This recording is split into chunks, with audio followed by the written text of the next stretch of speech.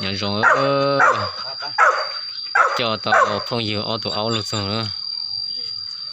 Nhà phải cho là trònตัวnữa. Đây, đây. Tụi nó mà sẽ bộ môn xếp này nữa. Nhớ bẻ là cô tiền nó trở lại thiên thái sẽ nhỏ mò thế này. Kì. Họ tụi áo tụi nó lo để tiêu tụi nó. Gì ở tìm bố rồi cho phụ dừa bà xế xế nữa cho là có bên nông sản nó về cho một xỉ nữa cho tụi nó một xỉ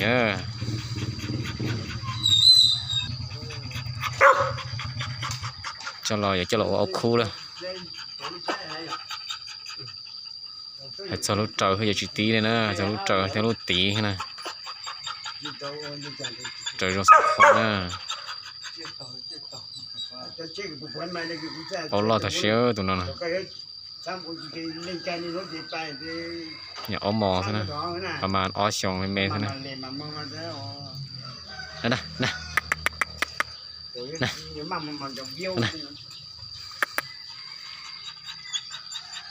nhà cho chọnตัวthì xinh cứ nè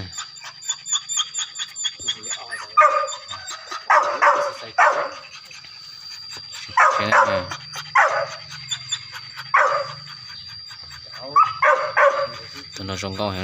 không gì nữa bữa thì cậu sai trâu về bọn này đi món no hơi chế tàu rồi chế với cho xếp lúa thế nè tụi nó nè tụi nó về tìm bùa chế sắp lỡ tìm bùa sẽ chế tìm bùa sẽ chế chỉ tao sòng sải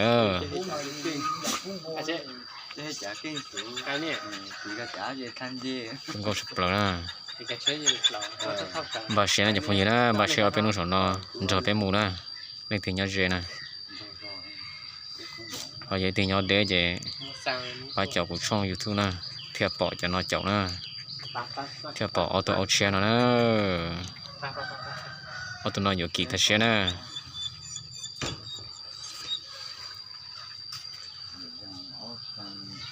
hả cái hả ôi lo còn mẹ thế nè